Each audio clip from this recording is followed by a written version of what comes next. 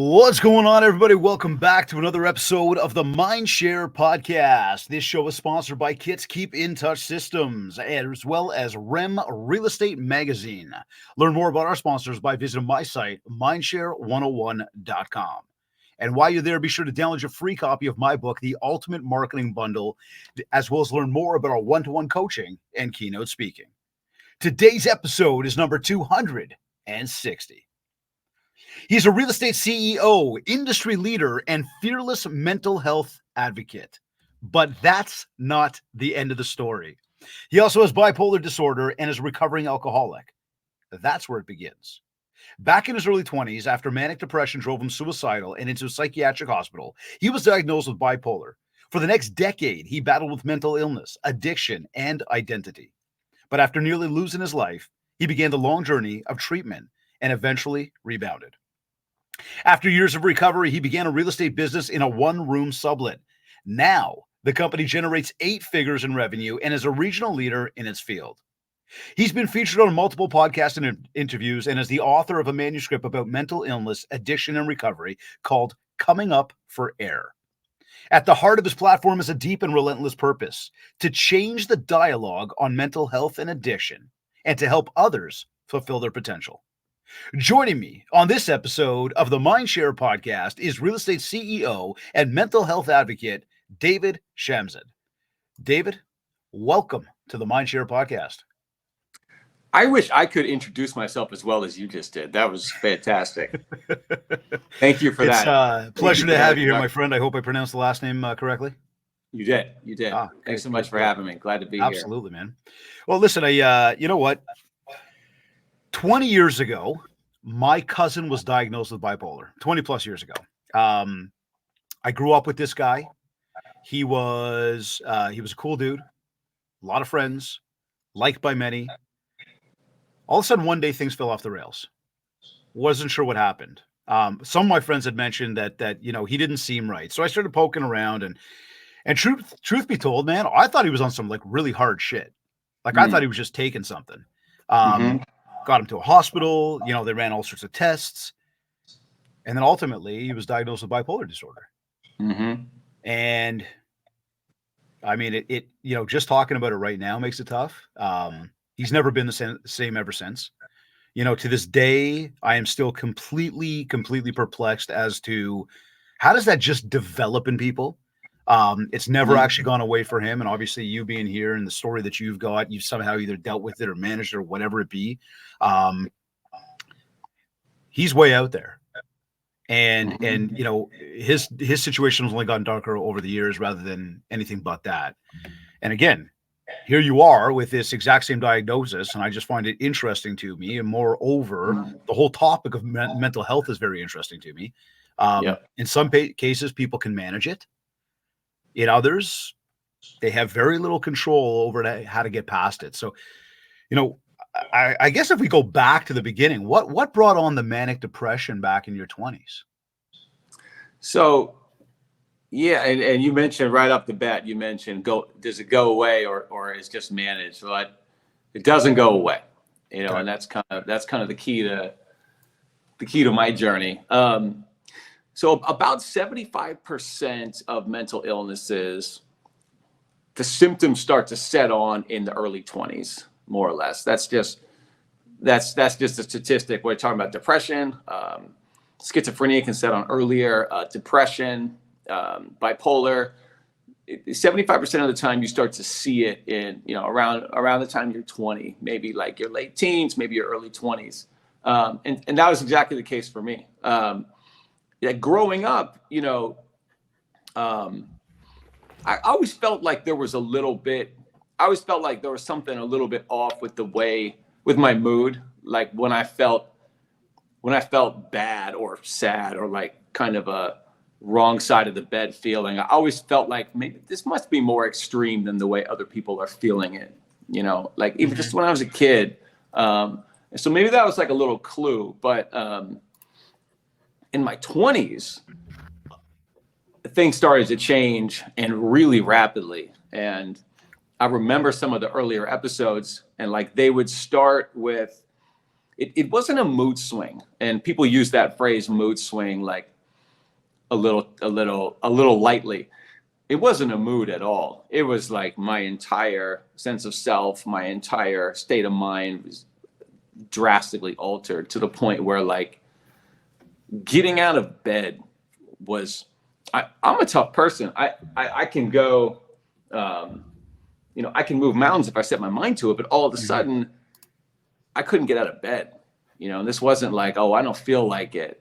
This wasn't like, oh, I'm having, I'm just, today's not going to be a good day. This was literally the gravity pulling me into this bed. Things like brushing my teeth, talking to you right now would feel like talking to a crowd. I mean, that much discomfort with just the simplest things. And I started to I would feel like this for days. And it was like hang out by myself or, avoid as many people as possible. But then like a few days later, I'd wake up and similarly, like without any warning, I would literally feel like I could run through a wall. I was exuberant. I was enthusiastic. Like I'd want to talk to you, go out all night. And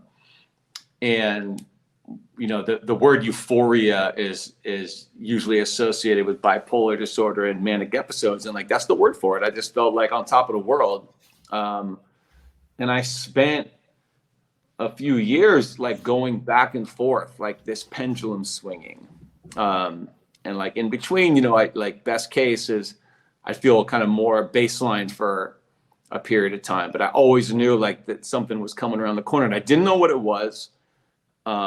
The dialogue around mental health wasn't really there for me. I didn't know the language. I didn't know the words. I literally thought I was going crazy. Like I thought, okay, I'm going insane. This is not right. I got to figure out how to keep this a secret. And all of a sudden things got so bad where when I was feeling depressed, I started to really believe that like, being dead might be better. That I really honestly believed that with a sense of certainty that like that would be better than going through the rest of my life that way. Because when you're in the middle of an episode, and this is really hard to explain, even though you've had them before, you could have had 12 of them, 15 of them. Each one feels like it's permanent. It feels like it is going to be the way it is for the rest of time. And all of a sudden, the logic of, okay, I know this passes because I've had one before and I'm going to have one again. And I know this has a beginning, middle, and an end. It vanishes. You just literally believe like this is the state that I'm going to be in forever. And when they get bad enough, you really can firmly believe that being dead might be better. And so I got to that point, and I was at work. I'd been going back and forth between depression and mania. I'd lost a ton of weight, sleeping a few hours a night. And one day I'd been working for like 14 days straight. And I finally had a day off and I was so high on my own energy, this manic energy. I was so revved up that I thought, I had this thought like, okay, the only way I'm going to sleep tonight is if I use like all the energy I've got. So I'm going to ride my bike for 50 miles and then I'm going to hop off and I'm going to run a half marathon. And I had this little like course that I'd mapped out, but this wasn't my thing. I didn't like do triathlons. This was more of a spontaneous nonsense idea, but I did it. And I could have rode my bike through a wall and run through a wall. Like I couldn't run out of energy until I finally got a mile or two left in this run. And the frantic racing thoughts that I'd had for 2 weeks straight finally slowed down. And I'm like, oh, okay, great. Like I'm going to be able to go to bed tonight. And then just like that, the sun came through the windows and I knew immediately without any warning, this was the worst day of my life. I've never felt sadness like this and it's never going to go away. And I was sure of it. And within an hour, I I tried to find my boss at work because I needed someone to talk to, like put their arm around my shoulder or whatever. He saw me and I couldn't even speak. Like tears were streaming down my face and I was choking on just trying to talk. And we worked with at-risk kids actually. So I was a social worker at the time. So there was a psychologist that always was on site. He was like, whoa, hang on. And I'm going to go get the counselor, Mike. But I couldn't wait for Mike. I couldn't sit still. And I found a spot out by myself. And we always had a knife on us because it was like an outdoor setting. So it was a utility knife. We'd use it for like, we built campfires and cut lashings and this stuff. And I just had this clear thought, like, all right, the only way I'm going to feel better is if like the pain is only going to leave through a stream of blood leaving my body. That's the only thing that felt certain. And I pressed it up against my skin. And I remember thinking like, okay, I remember thinking skin's not as fragile as I thought. Skin's like stretchier and you actually have to kind of push and dig. And it was a vivid thought. And that was the last thing I remember. This Mike came up from behind me and tackled me and I passed out like in his arms. And the next thing I know, I woke up at a psychiatric hospital, like you said in the intro.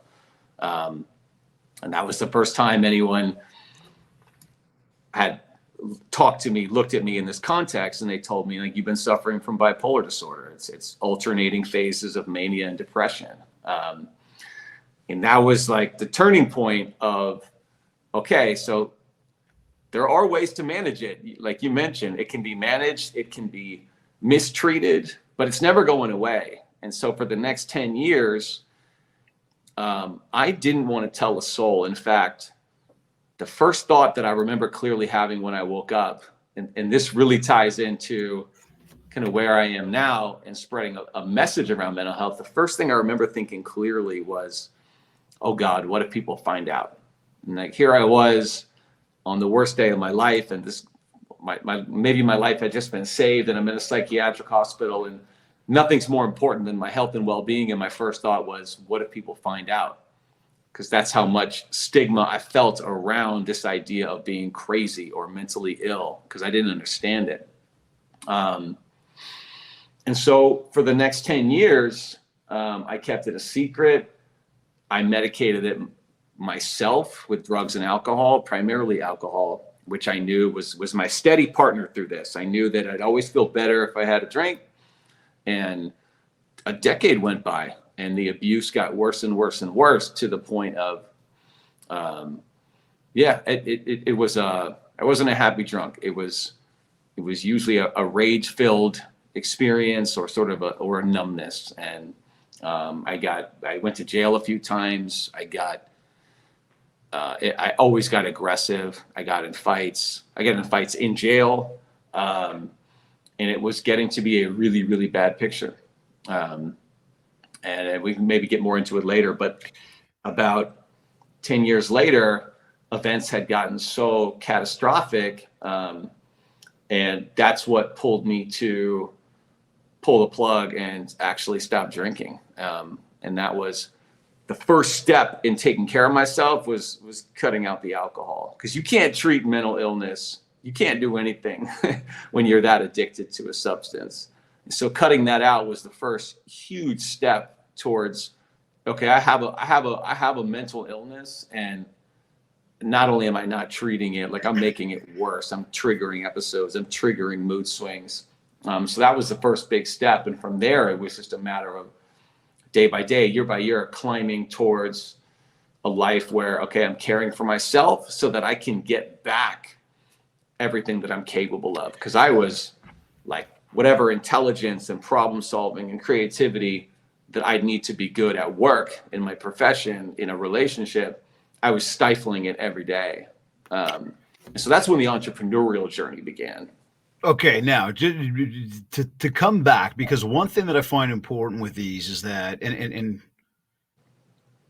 a very transparent story, and thank you for sharing that, because I think that there's a lot of people that tune in that go through their own episodes in one way or another, don't recognize why the self-talk is happening, don't recognize what the self-talk might be actually a clear description of, and don't often know how to get past it, and then live in a place where they're in silence, they're by themselves, they're struggling. And we've heard these stories from many who go through these issues of that struggle, but it's a struggle in silence. And you've said it a few times here of like, what are people going to think? What am I going to say to people? Right. What was some of the? I guess if we said here, just before we jump ahead to like getting out of this, for anybody that's tuned into this right now, what are some triggers, some things, some red flags, some things that people can pay attention to that they might be going through by themselves? So they're listening to this right now. They're hearing your story. Maybe they're sitting there going, yeah, and kind of resonating with it.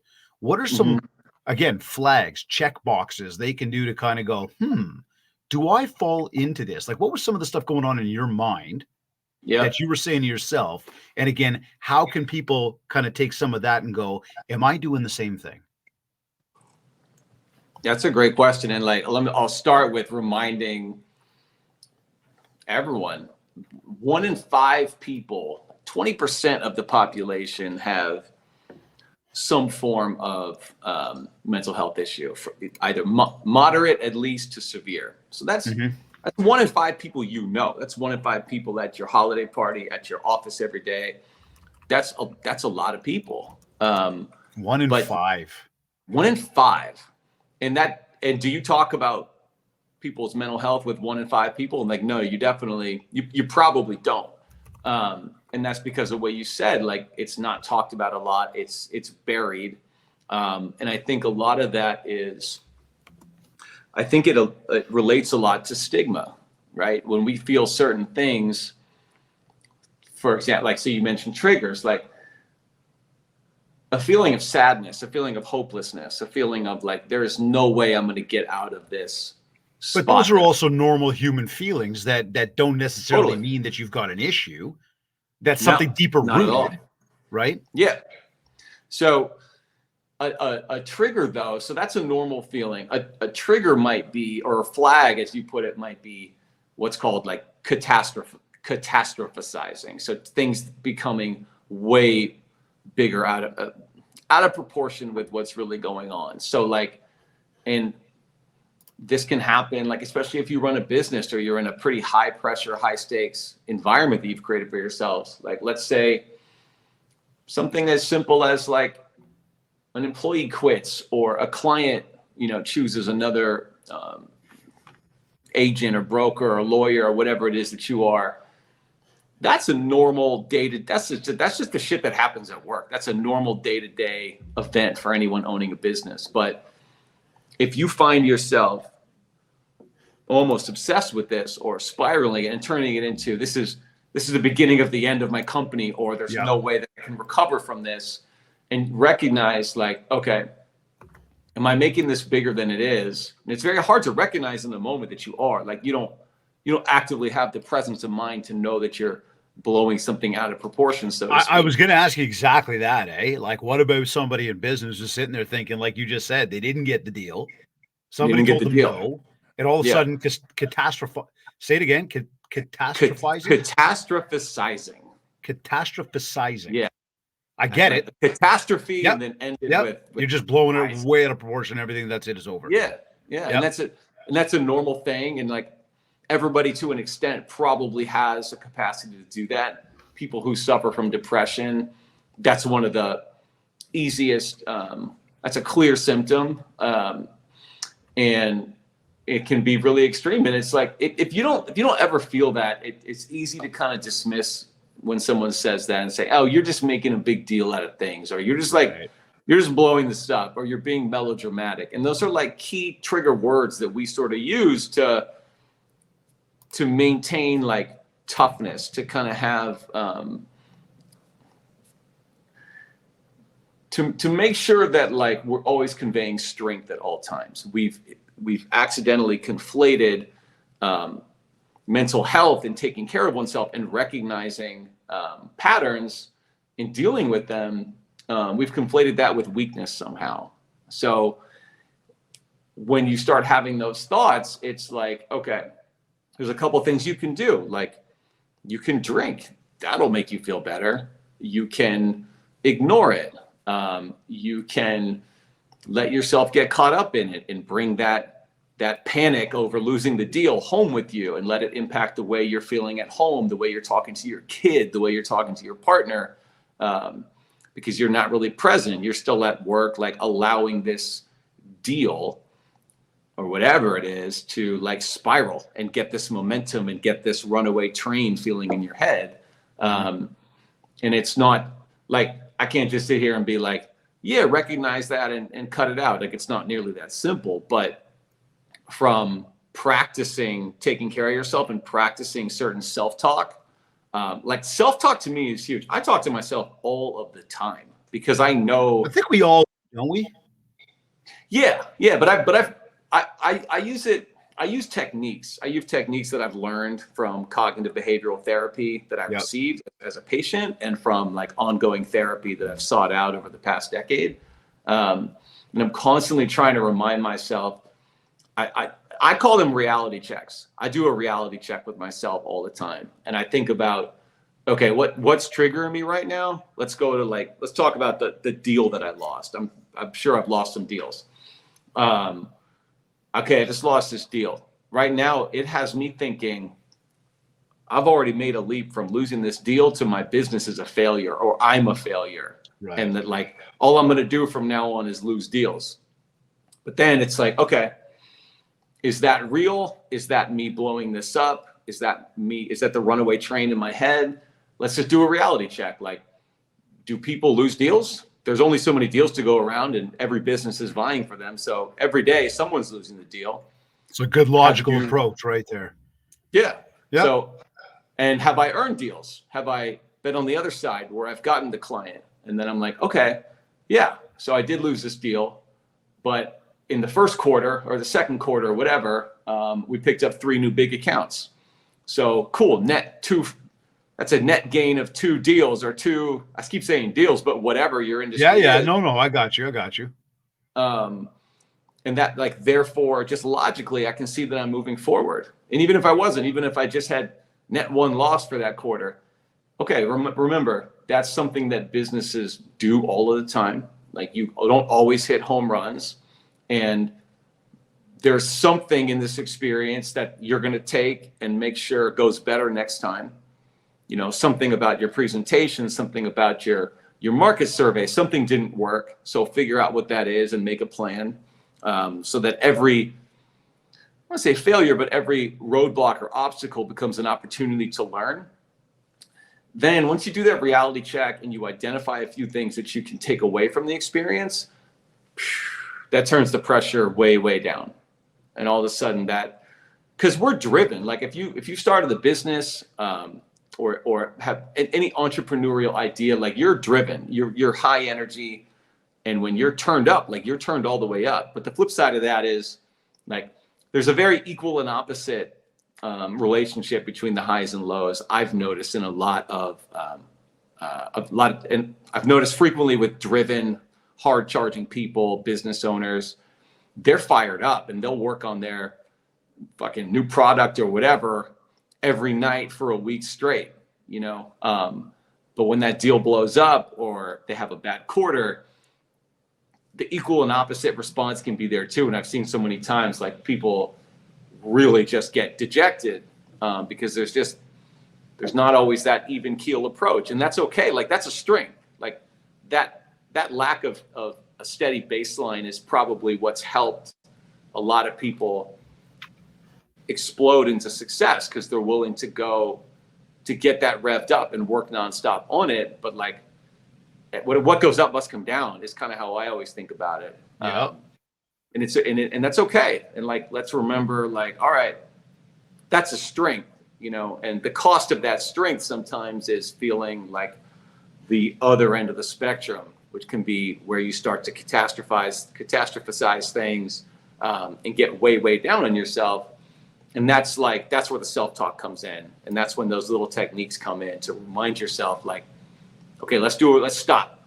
let's turn off all the noise and let's just do 5 minutes alone reality check. Is this the end of the world, or is this just a normal little stepping stone that I'm going to hit as a business owner? I think so many people deal with this. You say 1 in 5. I don't know. I mean, I know that we've seen some incredible stats out there with regards to how many people are suffering. Mm-hmm. And recognizing that part and parcel of that is just how we treat others on the other side of things, whatever it be, and just recognizing that, again, your actions, the things you say to people, they're going to impact. And you've got to be just cognizant of how that's going to impact somebody, because you have no idea what somebody else is dealing with. And it's not to say to, somebody does something stupid or whatever, accept stupidity, but like sometimes too, shit happens and people are going through something. Right. They don't necessarily realize what's going on. Mm-hmm. And there's a lot of self-talk going on with those people. And I think that when we look at the action steps there around, and look, we talk about habits, right? And habit has a trigger, it's got an action, it's got a reward. Mm-hmm. But when you look at in this case here, and I'm listening to you and I'm going, okay, so it's one thing to know what to do. It's another thing to recognize that the moment's actually happening. Mm-hmm. And then it's a completely next level to go, hey, that's a trigger for me to be cognizant of the fact that I now need to have this logical conversation with myself to say, like you said, do people lose deals? Because I mean, the minute you said that, I'm like, well, yeah, everybody loses deals. Yeah. But it's a logical, eye-opening statement, right? And I think what it does is it brings a sense of clarity to anybody. But I think that the recognizing that you're in the moment, mm-hmm. then having the mental capacity to trigger yourself or recognize that there is a trigger there and you just got to take action to now have the logical conversation. I think that is probably some of the toughest thing for anybody. And I think that's why so many people struggle on a regular basis. So I'm curious to know, like, when you've given some action steps there about having that conversation with yourself, mm-hmm. We think about the story that you told and the strength aspect of it, because I think that that's a big one as well. And I'm going to go somewhere with that shortly. But before I get there, I would ask you, how did you end up breaking your silence? How did you work up the courage to talk about it? What did you do to move past that part of your life? Because I think that in of its own, I'm going to go on a limb and make an assumption here, but the fact that you're on this show, and I know this is not the only show you've been on, but it's, being on podcast, talking about it, you've obviously found the solution to like, how do I do this? Or you've gotten past that part. Solution. Am I right? Like, working on it. Okay. Sure. Okay, cool. That's an honest answer. I like that. Yeah. I love that question so much. And I'm glad you gave me like a window to talk about it. Cause that speaks to like, that's what I'm doing here, honestly. I figured. Yeah, I mean, so when I was in my early 30s, my first big step was just to stop drinking. And that was like, okay, that's the first thing I got to do. And that wasn't about my career. Honestly, that was about that was about my life. Like when I went to the chemical dependency recovery program, which I met a counselor there. She told me straight up. I had just met this woman and told her my story I told her what I told you, and this mm-hmm. was after a couple really, this was after an arrest and a couple like really dangerous things that happened. So I come in, I look like hell. I had a black eye at the time. So she could see it on me too. Yeah. By the time she saw me and I had told her, what the last couple, 10 years would look like, she was like, I don't know you yet, but I know that you're not going to survive this unless you stop. Like she told me that straight up. And that's a wild thing to say to somebody. She told me straight up, like, you're going to die. She's been dealing with this with other people too, though. Yeah. Like this was, she knew it. Okay. Yep. Yeah. Like she'd had probably 2 or 3 decades of experience as a clinical psychologist working with people with substance abuse disorders. And she told me straight up, you're not going to survive. And I'm like, damn, I believe you. I really did. Like at that moment, I wouldn't have believed it at a different point in time, or maybe if someone else had said it, but like I believed it. And so that was the first big step. And I was able to do that through an immense amount of help from my partner who had stayed with me through like this entire 10 years. And she had started to inform me like, hey, I can't watch this up close anymore. Like it's hard to not know what's happening to you at night and what's going on in your head. Like, I'm here for you, but I don't know if I can watch this up close.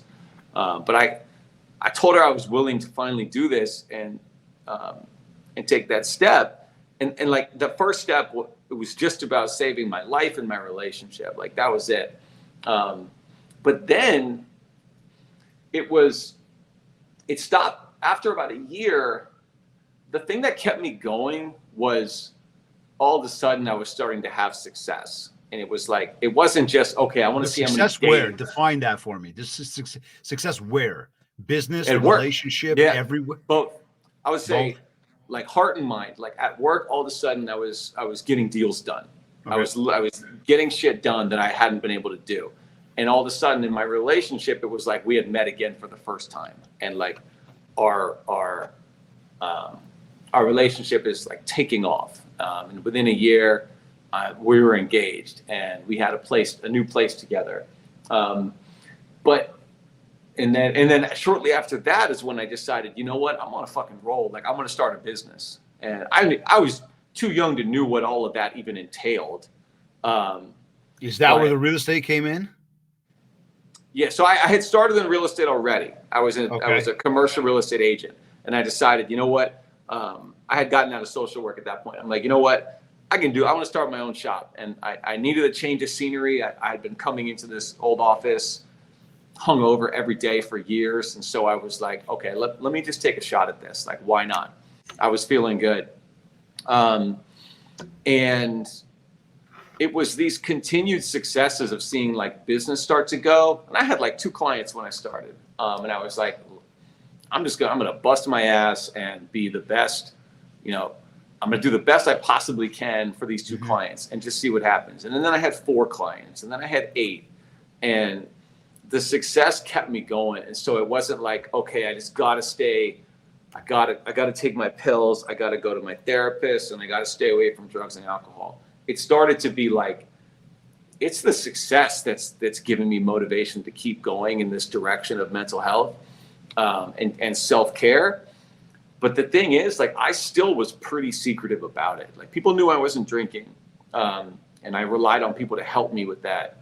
But I still hadn't told anybody about the bipolar diagnosis. Like, 3 people in my life probably knew this, outside of like, which is wild looking back at it. But as strong as I had proven to be with like the direction I was taking, I still wasn't yet vulnerable enough and comfortable enough to be like, yeah, I have bipolar disorder. Right. I was in a psychiatric hospital for 2 weeks. I've been taking mood stabilizers and antidepressants and antipsychotics for the last few years you've known me. Like, I couldn't really say those words to people. Right. But then I got to a certain point more recently when I was like, and this answers your question as to like why and like what I'm doing here. And the reality is, it didn't have to be that hard for me. I tried to clench my fists and like punch my way through this, and I self-medicated, and I got myself into trouble, and I kept this thing a buried secret, and I did everything the wrong way. But eventually have gotten through it and gotten to a point now where like, yeah, I have an amazing life. I have a business that's doing great. And good for you, man. Sometimes we lose deals, but it's all good because we get a bunch of them done. And I have an amazing wife and family. And the reality is, like, it almost could have never been, if I hadn't have heard that counselor who told me like, you're not going to survive, this all could be like poof, just gone.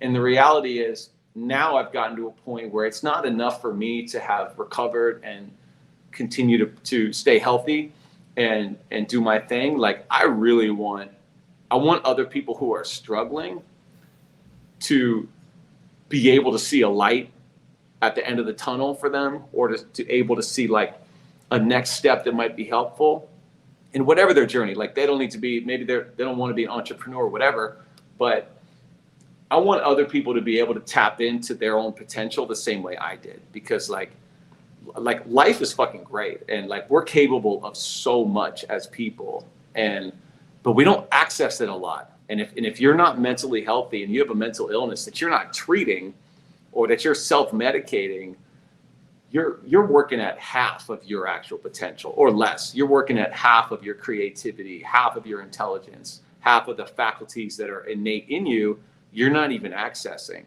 And I want to reach out to my younger self. I want to find that guy or that girl, whatever, out there who's struggling with mental health, who doesn't see a way through it yet. I want to connect with them so that they can not make it as hard for themselves as I did, so that they can get to where they want to go and set goals.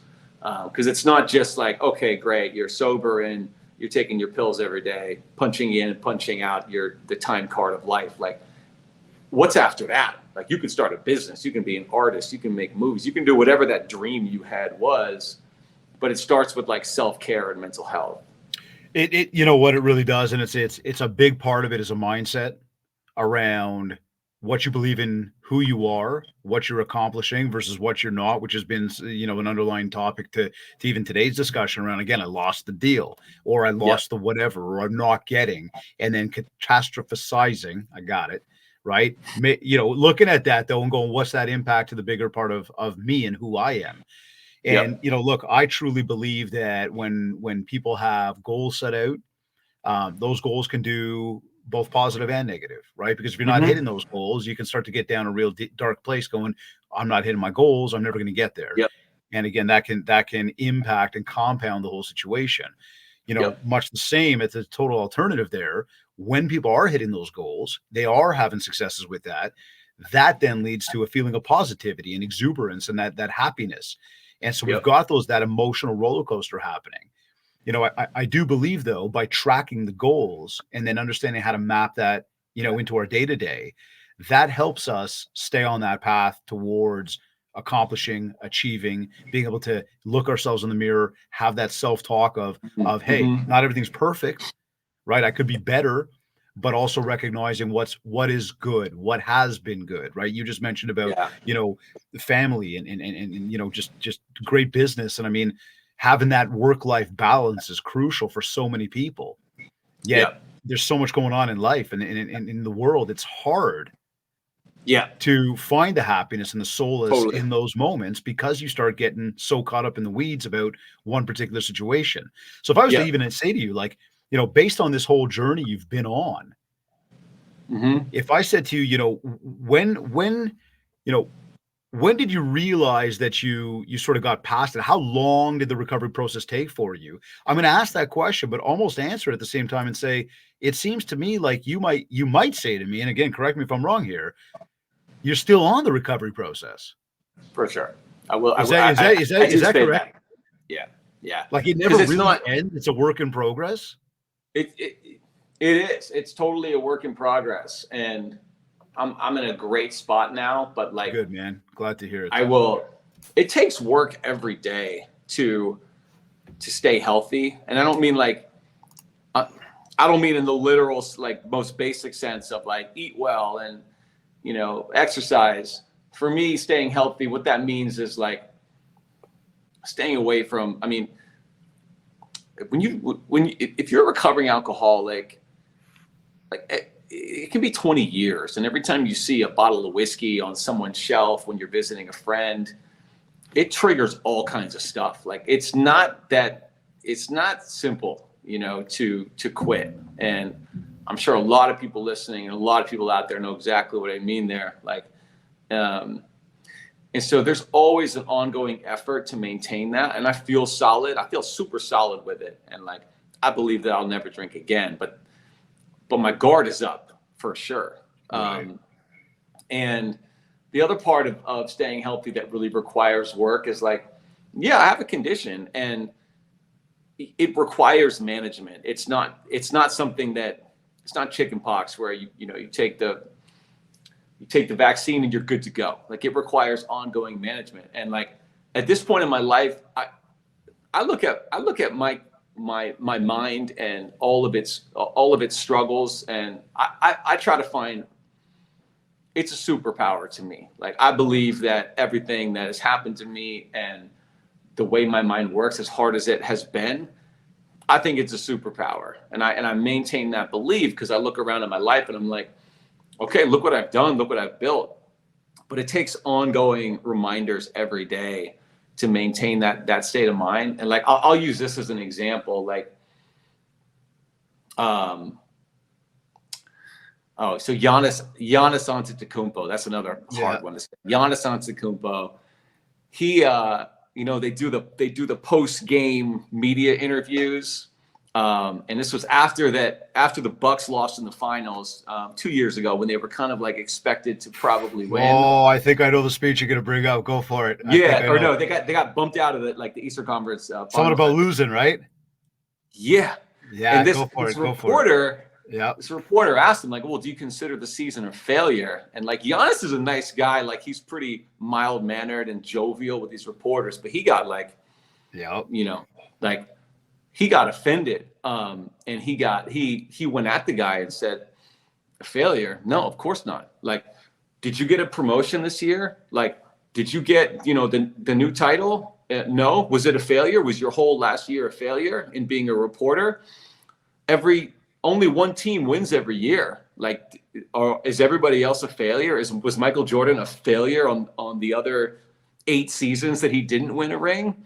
And I loved that one, because I love sports and I can connect and identify everything around sports. But it was so simple and so true. Like, no, it is a long, slow journey to get to where you want to get, and it is never going to be handed to you, and it's never going to happen overnight.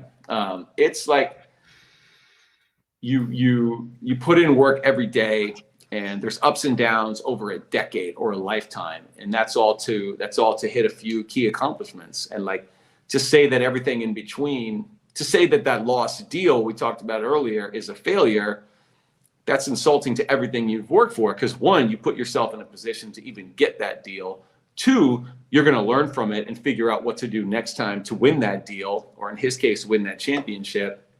And so I love that. And I think about it often, like, no, there's no failure as long as you're working and you're committed every day to what you're trying to do. There ain't no failure at all. The only failure is if we can give up or we can get that discouraged. So here's the thing I try to remind myself, and it's kind of a euphemism that I use to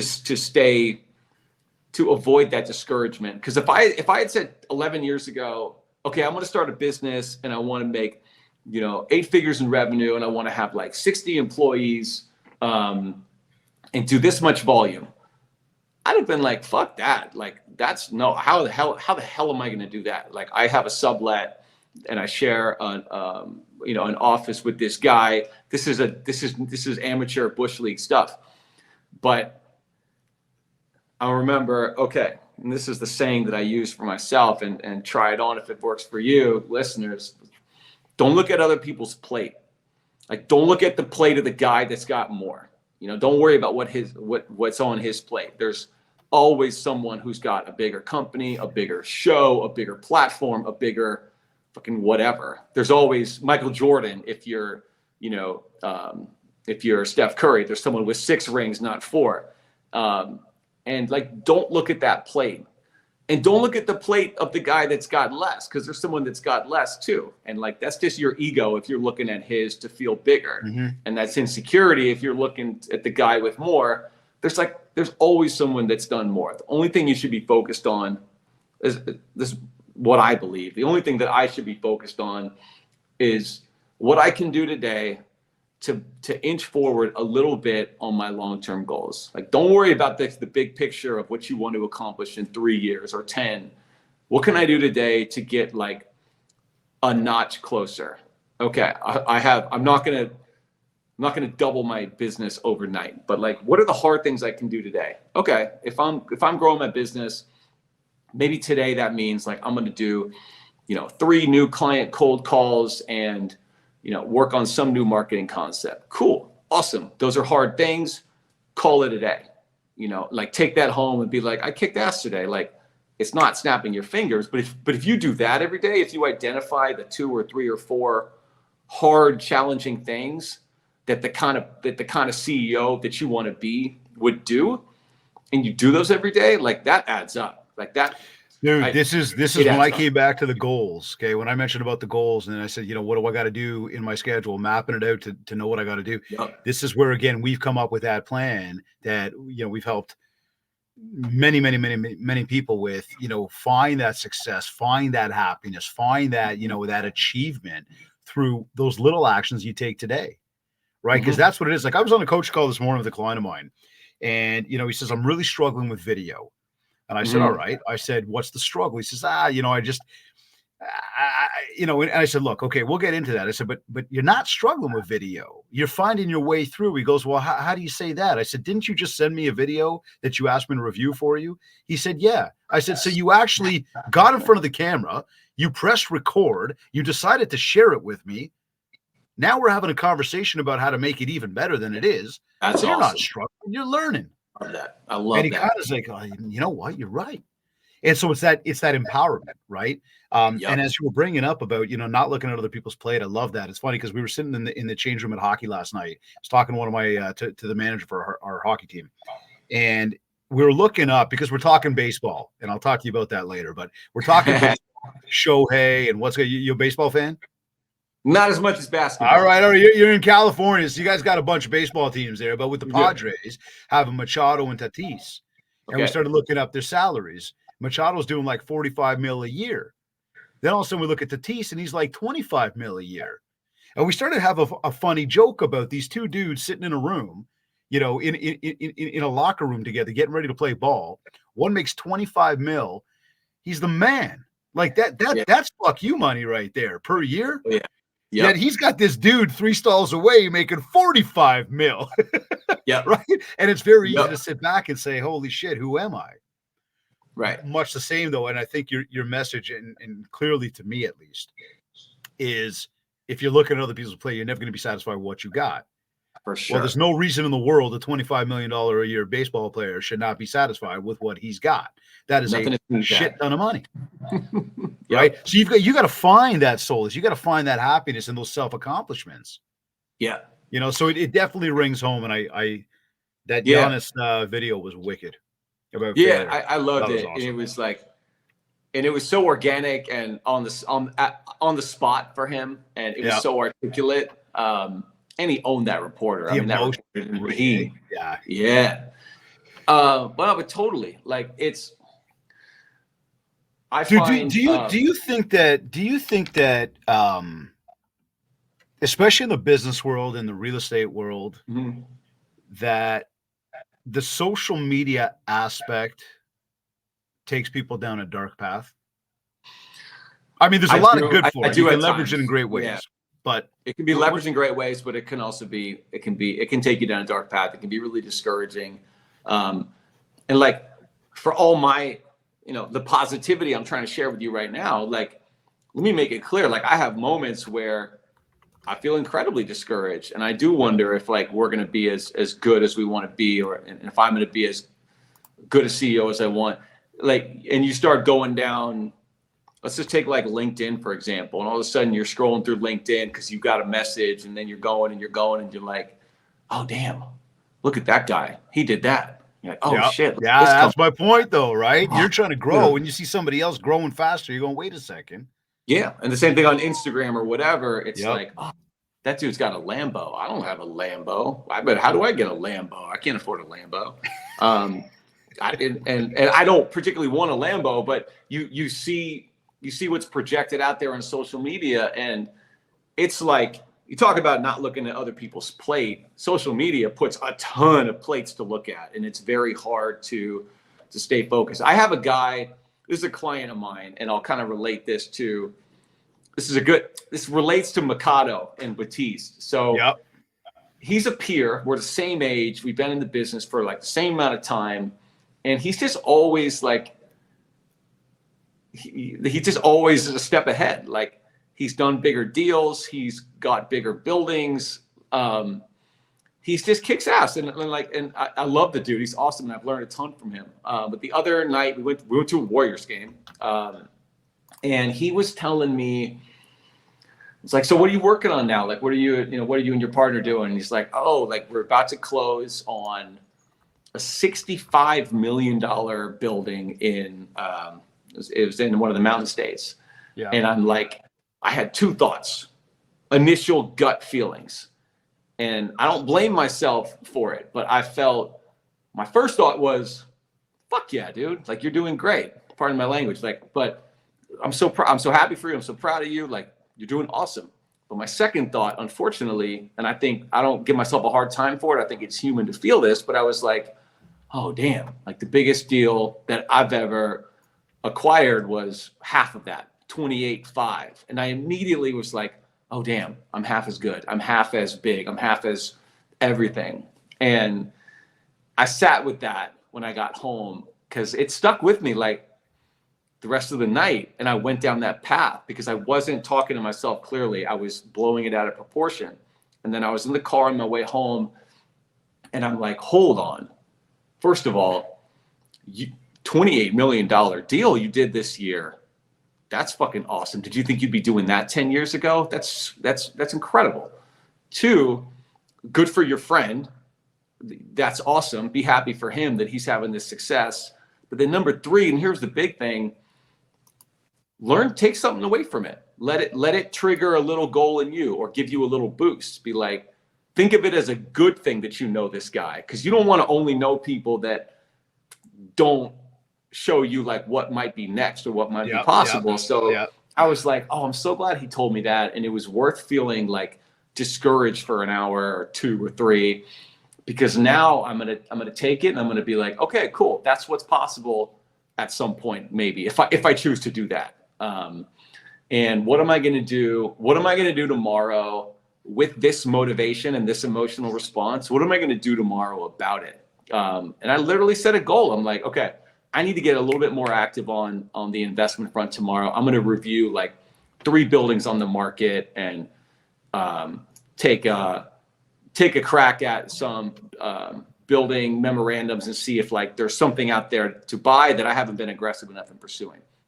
None of them were $65 million. That's not the point. The point was it spurred me into an action. It gave me a motivation to do a specific thing to quell that like emotional response that I was beating myself up with. And that's all good. So now he told me, I let the emotion pass. Now I'm like, okay, let me let myself feel discouraged. Like, that's totally human. Like, I'm not even going to force it out. I'm going to let it run through me like water, just like a stream. I'm going to let that vibe run through me. And then when that's settled, I'm going to be like, okay, cool. He's doing great. What can I learn from him? What are the 3 things I'm going to do tomorrow to capitalize on the fact that like I had this moment with him? And I just see opportunities like that all the time. So every time I'm like scrolling down LinkedIn or whatever, I'm like, first of all, there's just a lot of bullshit out there. So you don't even know what you're looking at. But like, if you are looking at something credible and you're looking at someone successful who's promoting that, I try to be like, okay, that's a good thing. I'm glad they're putting this out there, because 1 out of 10 of these is legit, and it's going to give me a good idea instead of make me feel like I have less than or am less than. You know what I mean? Dude, I totally know what you mean. Have you read the book The Gap and the Gain? No, I haven't. Tell me. Read that. Read that. That's all I'm going to tell you. Read that. The Gap and the Gain. I'll share with you more detail when we get off here. But it's something that I've been recommending to a bunch of people lately. You know, I think it's one of these where a lot of folks are I like the way you put it. We're looking at other people's plates. Yeah. Right. When you look at social media, it happens all the time. Right. And that's why, again, part of the, the learning here, the stuff that I try to share with, it comes back to, you've got to control the way you go through social, because like you said, you're looking at a lot of plates in a very short period of time, and it's very easy to bring yourself into a negative space. Taking control of how much time you spend on it as a particular channel that we talk about, because I believe that, again, it has amplified. I mean, look, it's given power to the keyboard ninja. It's given power to the person who's got an opinion about anything. It's given power, through the AI or the, it's not even their Lambo. It's like the neighbor's Lambo. Yet they're going to pose in front of it to pretend it's their Lambo, right? Like not even a Lambo. That's right. Dude, I'll tell you, a few years back, I said in my uncle's Lambo and they took a picture. I posted it up and everybody, oh, is that your car? I'm like, no, it's not my fucking car. I'm not going to sit there and pose like it's my car. Until it's my car, I ain't going to talk about the fact that it's my car, right? Yep. Because, again, I think that posturing even of ourself, in our own mind, you're lying. You're not telling the truth on something. Oh, no doubt. No doubt. Right. So it's like it's having that kind of control over when you spend your time looking at what other people have. I love the spin you just put on that. Right. Was one, to be happy for the other person. Right. Two is to recognize what you have done. Again, gap and gain. Right. That's living in the gain right there, to look at what you have done. Giannis living in the gain. Right. Yep. The reporter was living in the gap. Oh, yeah. Okay. You get that now. Right. Like, and right away, I mean, there's the mindset. It's people looking at what they don't have. Now it's going, okay, well, what can I learn from it? I love the way you brought that together. Because now when you look at any situation that you're faced with, if you can sit back and just change the paradigm on how you look at the situation, the entire situation begins to change for you. And it's, you mentioned like half an hour ago, and I wanted to make this point. I know we're running light on time. So here's the tricky part about it. It's easy to talk about that mindset. Yep. When you're not in the middle of it, right? Oh, it's easy to be like, yeah, for sure. And so that's one thing that's been really helpful to me, and it might be helpful to listeners. You want to practice that scenario, like not when you need it. You want to do it. I think of it as like reps in the gym. I literally go through, if I'm preparing a pitch for a deal, I think about how the different pathways it can go in advance. So I will literally role play with myself, like, okay, there's a scenario in which we don't get this, and how's that going to feel? Let me like process that in advance. Let me literally do a role play with myself so that I can think through the emotions that are going to come through me in the type of scenarios that are unpredictable. Because like you don't know what's about to happen, and you don't know what obstacle is going to pop up tomorrow. But like I literally practice going through them, not in like a way of being pessimistic, I want to prepare for the worst, but in a way of being, okay, I'm human, so I'm going to have a natural human response to this. Let me practice working through it so that I can have that gain perspective. Because it's not like I won't be ready for it. If I had never thought this through and I had never worked on myself in this way, when my boy tells me about his $65 million freaking awesome apartment building that he literally bought, which is crazy, I wouldn't have had the ability to work through it, but I had already practiced that. I'd already practiced in my head losing deals, having someone else do a better thing. So you got to like do the reps. It's like going to the gym. Honestly, you make that sound so simple. Because I'm a hockey coach. I'm a baseball coach for rep teams. We talk about practice all the time. Yeah. Not the like Allen Iverson practice type of practice, but like we talk about, you've got to practice like that. You put in the effort. I had that conversation with my hockey team last night. We were on the ice, it was a lack of effort. We got a game coming up tonight that is that we, I'm trying to hype these guys up to win. Yeah. And I'm like, listen, what you do in practice is what's going to happen as a result in the game. Do you guys want to win? They're like, yeah. I'm like, then you got to give me more than you're giving me right now. Yep. Right? You got to give yourself more than you're giving yourself right now. And again, the simplicity of understanding from a sports perspective, as two sports people here, right? Yep. Going practice prepares you for game time. If you don't practice, do not expect to go out there in the game and be the best you can. So the simplicity of the way you break that down to come back to and say, hey, think through some of these thoughts, think through some of these things that may happen, even when you're in the best of moments, not to be pessimistic. I like that. But think about them. How would you deal with them? And that comes back to what I talked about with the triggers before. Yeah. So let me ask you this. End of the day, your day is done. Current state, your day is done. How do you know it's been a successful day for you? Oh, that's an awesome question. Okay, I did. Okay, quick story. Do I have time for like a quick little anecdote? Yeah, and I got one more question for you after that. Great. So we'll Great. wrap All it right. up nicely. So I'm sticking with sports with you because that's Yeah, where man, that's where I'm at. So Mike, a coach in college. What's your sport, by the way? So in college, basketball, 100%. Okay, cool. All right. Unfortunately, I wasn't big enough, good enough, anything enough to play in college, and so I didn't have the or they lost my number and forgot to call me. I'm not sure.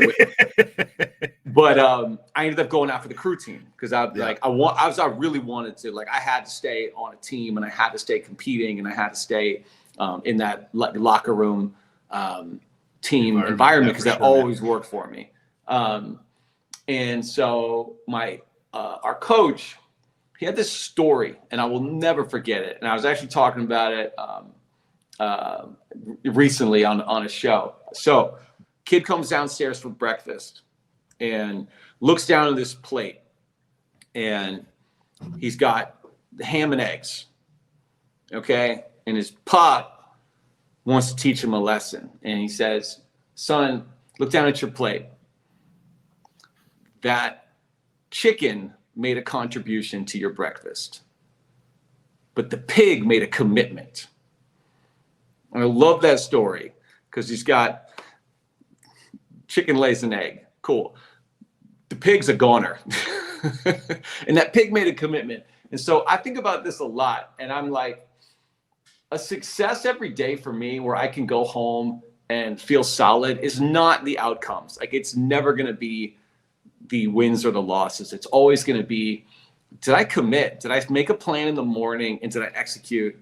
And did I always choose to do the harder thing? Like, I've got plenty of decision points every day, and they can be as simple as like, let me check out for a second and play like this Scrabble with my fucking friend online that I've got to do.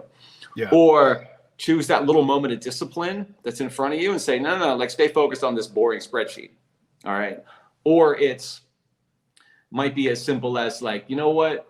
Business is fine. We're good. We're growing a little bit. Like, I don't really need to like bust ass today. Or it's like, no, remember your goals. The goals weren't to be fine. So determine the harder thing to do today, right? Make the commitment. Don't just show up and contribute, but show up and commit. And as long as you're doing that every day and like making sure that every day of the journey is never wasted and that you're always fully committed, like, that's enough for me. That's success. Because like there's no way you can go home and rely on the wins and losses, because there are way too many losses throughout the course of a career or the life cycle of a business. And that's like Giannis, like coming home every day and feeling devastated about every game you lose. Like, you can't play for 20 years like that. That's too much mentally and emotionally taking a toll on you. So you got to be like, what am I going to do today? I'm going to do my absolute best, and I'm going to make a plan, and I'm going to commit. And if you knock that out, fucking go home. You're good to go. Do what you want to do. You won. Dude, I love that answer, man. I love that. I mean, that's why we talk with any stage I'm on, or training or one-to-one coaching, and everybody that hears me say this, that's why we talk about mapping. And it's a whole process towards what you just said about that commitment. I got to tell you, I was wondering where you're going with the chicken and the pig for a second, but I got it now. I do get it. Jokes aside, great little analogy there, man. No, it's true though. We didn't get it either. We were like, what is he talking about? No, but dude, I get it, man. And what I also love, and I'll tell you something, that question is something we've asked, 200 and something times on this show. Mm-hmm. And nobody has ever used the word money when they talk about success. Oh, that's awesome. Yeah, dude, that's an interesting one, because nobody's prepared for the question. Nobody's prepared for the question, and nobody goes back and going, I did that deal. I made a shit ton of money. I did that $65 million. Nobody. It's wicked. That's awesome. Last question, because again, from a time perspective, I love this topic, man. I do. I really do, and I could keep talking about it because I really, really take a stand on trying to make an impact out there in this world. To some degree, within the capacity that we've got, and, outside of everything else we do in life, trying to get people to figure out how to communicate better, how to treat each other better, how to recognize when you are out there and you are doing something that might impact somebody and you don't recognize that. And I'll sit here right now and admit guilt to that. when I was a kid, man, like, growing up the way we did, doing the shit that we did, what we got up to, guaranteed we impacted people. We never thought about it. Now as adults, as parents, as coaches, as people that help others, you start to recognize that people are people, humans are humans, and everybody's got that thing inside their mind. How can we help more people? So, to just summarize today's conversation, okay, how do we change the dialogue? Because I know this is a big catalyst for you in terms of what you're doing out there, and I love it. And like keep going, whatever I can do to support you with it. Lean on me. But how do we change the dialogue on mental health and addiction, and help everybody fulfill their potential so we can all be in a better place? And this question really stems from, again, just summarizing a lot of what we talked about today, because I do believe you gave some great action steps about that. I think the practice part of that is important. The recognition around the positives that you do have is important, right? Recognizing that you're not the only one going through it is important. 1 in 5. Yeah. How do we just, any final words on changing that dialogue? Totally. It's the stigma, man. It's people not feeling comfortable, because you can't get help if you don't admit there's an issue or you keep it a secret. And you'll continue to keep a secret until you feel safe being vulnerable, right? And so if there's never a space to feel vulnerable, like you're gonna tuck this stuff away. And so the decisions that we all make, like the other 4 and 5, or just the 5 and 5, everybody, the decisions we make every day about what we say at work, what we say at school, the comments we make, and being conscientious of not knowing everybody's story. So like, here's an example. Like, people talk about, oh, he's taking a mental health day. Like that became a punchline at some point. We start to like, and we look down on it, and like, you're not going to get in trouble for saying that. You're not going to get like HR on you for making a joke about, oh, mental health day, as if it's some bullshit thing. But like, if that message is what people hear on a regular basis, like they're never going to feel safe being vulnerable, and then they're going to never get the help they need, and then they're going to never get to the full potential of themselves. So like, I want to live in a world where, and I want to help contribute to building a world where everybody feels supported and safe at any point in time to be open about their mental health and get what they need for it, without fear of judgment, without a stigma around it. Because what are we going to do if we don't go that path? We're going to find other ways to help ourselves, and that might be just poor. That might be drinking. That might be poor choices. That might just be living a life that's just less than your potential. So we all got to, as a group, as a community, as society, whatever, we all, I think, should take responsibility for making sure that space is created. And that's just the little decisions every day, and like not using words that might trigger someone. Like they might not trigger you to say like, oh my God, like they're acting so crazy again. But like maybe someone else in the room hearing that, maybe it impacts the way they feel. Maybe they've been dealing with something where they felt, they've been in the hospital like I was, and I thought I was crazy. So maybe me hearing that just makes me feel less likely to want to be open about it. And it's not that hard. Like, it's just about caring enough to be conscientious about what we say, because we really don't know what everybody's story is and what they're going through. So I think hopefully that's an answer to your question. Like, everybody can chip in on that a little bit, I think. That is a great answer to the question. I hope that those words resonate with everybody tuned in. I really do, because I believe that is exactly it, right? It's helping people, not creating that environment that's going to make people want to go quieter, but instead doing it the other way around to make people feel like they can talk, and I think that, our words impact others, our actions impact others, and not recognizing, even though I'm bent out of shape and I just want to, get my point across, you got to pay attention to how that impacts other people.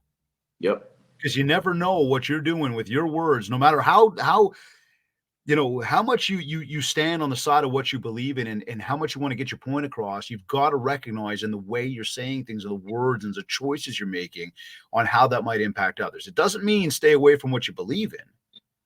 No, not at Moreover, all. it means just pay attention to how you're going to And impact somebody else on that.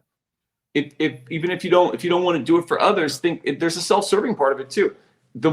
Let's say you're a manager of a team in a company. Like, if you have a team of 5 and that one person feels better every day coming into work because of the environment you've created that's tolerant, that person's going to be more productive.